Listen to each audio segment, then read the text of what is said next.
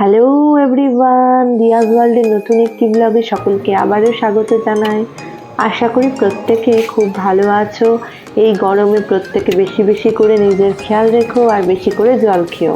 মলদ্বীপে ঘুরতে আসার আজকে ডে 2, আর ডে 2 এর সমস্ত অভিজ্ঞতা তোমাদের সাথে আমি শেয়ার করব। ঘুরতে এসে দ্বিতীয় দিনটা আমার খুব সকাল সকালই শুরু হয়ে গেছিল। মানে ওই 6:30 নাগাদ ঘুম থেকে উঠে একদম ফ্রেশ হয়ে এক গ্লাস গরম জল খেয়ে আমি আমার দিনটা শুরু করেছিলাম। তারপর দেখলাম বাইরের পরিবেশটা ভীষণই ভালো, তাই আমি একাই ঘুম থেকে উঠে বেরিয়ে পড়েছি। রাজ তখনও ঘুম থেকে ওঠেনি। সকাল সকাল ঘুম থেকে উঠে যদি এত সুন্দর শান্ত স্নিগ্ধ শীতল একটা পরিবেশ চোখের সামনে ভেসে ওঠে, তাহলে দিনটা অটোমেটিক্যালি খুব ভালো যায় আর মনটাও খুব ভালো হয়ে যায়। আর সকালবেলা সমুদ্রের জলটা তোমাদের দেখায়, দেখো কতটা পরিষ্কার স্বচ্ছ একটা নীল জল, তার মধ্যে প্রচুর ছোট ছোট রঙিন রঙিন মাছ ঘুরে বেড়াচ্ছে। আমি তো অনেকক্ষণ ধরে বসে বসে এই মাছগুলোকেই দেখে গেলাম। তাছাড়াও সকালবেলার পরিবেশটা খুব ভালো ছিল, একটা হালকা মেঘছায়া পরিবেশ ছিল, আর তার সাথে একটু হালকা হালকা হাওয়া দিচ্ছে। আর ওইদিকে দেখতে পাচ্ছ কত জাহাজ যাচ্ছে মাল ভর্তি। ওখানে সমস্ত জাহাজে মালপত্র ভরে এই যে আইল্যান্ডগুলো আছে সেই সব আইল্যান্ডে মালপত্র পৌঁছে দিচ্ছে। সমুদ্রের মাঝখানে তো এরকম প্রচুর আইল্যান্ড আছে, আর সব আইল্যান্ডে এরকম জাহাজের মাধ্যমে প্রয়োজনীয় জিনিসপত্র পৌঁছে দেওয়া হয়। ঘুরতে এসে এই সমুদ্রের জলে আমাদের প্রথম দিন তো একদমই নামা হয়নি, তবে আজকে প্ল্যানিং আছে আমি আর রাজ ব্রেকফাস্ট সেরে বেশ খানিকটা সময় জলে এনজয় করব। এত সুন্দর জল দেখে যদি জলেই না নামলাম তাহলে আর কি করলাম বলো। তাছাড়াও এখানে স্নর্কলিং, সুইমিং এর বিভিন্ন রকম কিট প্রোভাইড করা হয়, সেক্ষেত্রে কোনো চার্জেস অ্যাড করা হয় না। এখন বেলা 8:30 মতো বাজে, আর আমি আর রাজ চলে এসেছি ব্রেকফাস্ট করতে। রাজ অবশ্য পরে ঘুম থেকে উঠে আমাকে জয়েন করে নিয়েছিল।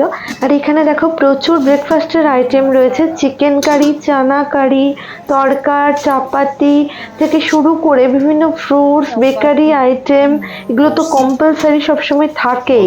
আর এখানে দেখো একদম গরম গরম টেস্টি খিচুড়ি রয়েছে।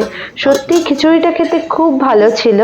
আর এখানে রয়েছে পুরি আর বিভিন্ন ফিশ, তাছাড়াও অনেক অনেক প্রচুর বয়েলড ভেজিটেবল, প্রচুর আইটেম ছিল, ভেজ নন ভেজ প্রচুর অপশন। খাবারের প্রচুর অপশন থাকলেও আমাদের পেট তো একটাই, বলো একটাই পেটে আর কত খাবার খাবো, যেটুকু ধরবে সেটুকুই তো খাবো। আর এটা হলো আলু ভাজা, আমার খুব প্রিয় আলু ভাজা। আমি তোমাদেরকে পুরোটা খাবারের অপশনগুলো একটু দেখানোর চেষ্টা করেছি, যাতে তোমাদের পুরো বোঝাতে পারি কত রকমের খাবার আছে এখানে। আর সকালবেলায় তো একটু ফাঁকাও ছিল, সেজন্য পুরোটা ভালোভাবে দেখাতে পারছি। এখানে ফ্রেঞ্চ টোস্ট রয়েছে, এটা প্যান কেক, হানি, আর এখানে রয়েছে গরম গরম ডিম সেদ্ধ, খোসা শুদ্ধ, শুধু খোসাটাকে ছাড়িয়ে নিয়ে খাও। আর এখানে দেখতে পাচ্ছ একজন কুক রয়েছে, তিনি অমলেট বানিয়ে দিচ্ছে, ডবল ডিমের অমলেট বা সিঙ্গেল ডিমের, যে যেরকম খায়। আর ছোট ছোট বক্সগুলোর মধ্যে চিজ, লঙ্কা, পেঁয়াজ, তারপরে চিকেন, সমস্ত কিছু রয়েছে।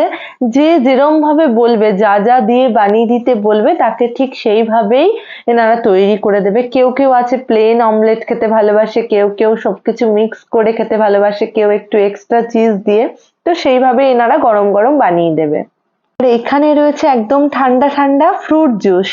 তাছাড়া ওই পাশের গুলোতে রয়েছে মিল্ক, আর এই ছোট ছোট কন্টেনার গুলো দেখতে পাচ্ছ, এখানে বিভিন্ন ড্রাই ফ্রুট রয়েছে আর বিভিন্ন ফ্লেভারের কর্নফ্লেক্স রয়েছে। মন পছন্দ মতো খাবার দাবার দিয়ে আমাদের প্লেট গুলো একদম সাজিয়ে নিয়েছি। মানে এই দুটো দিন যে আমি বেড়াতে গেছি না, একটা অন্যরকম লাক্সারিয়াস লাইফস্টাইল আমি লিড করেছি, মানে একটা অন্যরকম অনুভূতি। এখনো 1 মাস হয়ে গেল আমি ঘুরে এসেছি, তাও আমার ড্রিমের মধ্যে সমস্ত মেমোরিজ গুলো ঘুরে বেড়াচ্ছে আর খুব ভালো লাগছে। রিসর্টের ভেতরেই একটা ছোট্ট পার্ক রয়েছে বাচ্চাদের খেলাধুলো করার জন্য। সেই পার্কটা কিছুক্ষণ ঘুরে দেখার পর সোজা চলে গেছি সমুদ্রের জলে। 2 ঘন্টা আমরা দুজনে জলের মধ্যে প্রচুর এনজয় করেছি, কিন্তু তোমাদের সঙ্গে আমি একটা ক্লিপও শেয়ার করতে পারবো না, কারণ জলে নেমেছি, ফোন নিয়ে কিভাবে যাব।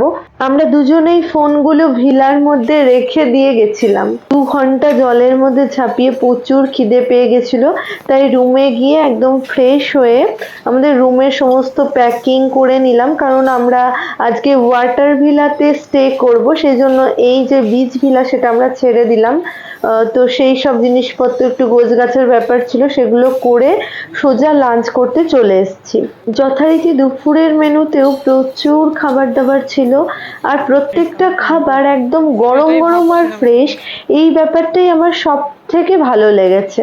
সকালে ব্রেকফাস্টটা যেহেতু একটু হেভি হয়ে গেছিল, সেজন্য দুপুরের লাঞ্চটা একটু সিম্পলের উপর করেছি, মানে ব্রাউন রাইস, তার সঙ্গে ডাল মাখানি আর সামান্য ফিশ নিয়েছিলাম, আর একটু সবজি ছিল, এই একদম নর্মাল পাঁপড়, এই টাইপের খাবার দাবার খেয়েছি দুপুরে। আর কোনো জায়গায় ঘুরতে গিয়ে যদি সেখানকার খাবার দাবার ভালো হয় আর যেখানে থাকবো সেই রুমটা যদি ভালো হয় না, তাহলে মনটা অটোমেটিক খুব ভালো থাকে। এটা হলো ভেজ বিরিয়ানি, আজকে দুপুরের আইটেমে এটা একটা স্পেশাল মেনু ছিল। আর আমি এখানে খাবার থালা নিয়ে একদম লাঞ্চ করতে বসে পড়েছি। আমাকে দেখে একটু টায়ার্ড লাগছে হয়তো তোমাদের, কারণ সমুদ্রের জলে 2 ঘন্টা ধরে ঝাপাঝাপি করেছি, তারপর আবার বাইরে এত পরিমাণ রোদ। আর এদিকে রাজ নিজের খাওয়া স্টার্ট করে দিয়েছে। ওকে জিজ্ঞাসা করছিলাম বিরিয়ানিটা কেমন হয়েছে, বলছে খুব ভালো হয়েছে বিরিয়ানিটা খেতে। সমুদ্রে বেড়াতে গেলে আর সমুদ্রের জলে স্নান করলে কম বেশি ট্যানের সমস্যায় সকলেই ভোগে। আমিও কিন্তু এই ট্যানের কবল থেকে বাদ যাইনি, তবে চুটিয়ে এনজয় করেছি, যা হবে বাড়িতে এসে দেখা যাবে। লাঞ্চ সেরে দুপুর 1টা নাগাদ আমরা আমাদের ওয়াটার ভিলার উদ্দেশ্যে রওনা দিয়েছি। আগেই বলেছি আজকে ওয়াটার ভিলায় থাকবো। আর এখানে দেখো ডক্টরের একটা বোর্ড, পাশেই ডক্টরের ক্লিনিক আছে। যদি কোনো ট্যুরিস্ট এখানে এসে অসুস্থ হয় বা এমার্জেন্সি সিচুয়েশন হয়, তাহলে তাকে ডক্টর সাপোর্টও দেওয়া যাবে। এটা একটা খুব ভালো ব্যাপার এখানে বেড়াতে এসে দেখলাম। আর এই তো দেখো আমরা ওয়াটার ভিলায় চলে এসেছি। আজকের ব্লগটা আর একদমই বড় করব না, নেক্সট ব্লগে আমি আমার ওয়াটার ভিলার ট্যুর তোমাদের সঙ্গে শেয়ার করব। শুধু অনুরোধ করব সকলে পাশে থেকো, আর অনেক অনেক ভালোবাসা দিও, একটা ছোট্ট লাইক করে দিও। টাটা।